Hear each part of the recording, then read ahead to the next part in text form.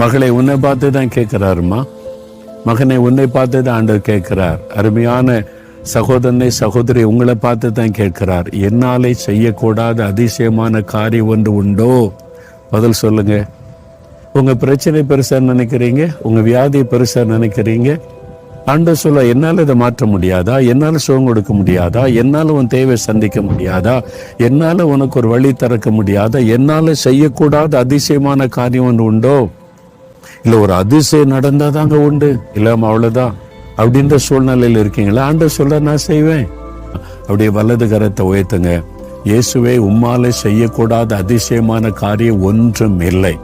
என் வாழ்க்கையில, என் குடும்பத்துல, என்னுடைய காரியத்துல, இந்த காரியத்துல இயேசு கிறிஸ்துவின் நாமத்தில் அதிசயம் நடப்பதாக நான் இதை விசுவாசிக்கிறேன். ஒரு அதிசயத்தை எதிர்பார்க்கிறேன். இயேசு கிறிஸ்துவின் நாமத்தில் ஆமேன், ஆமேன்.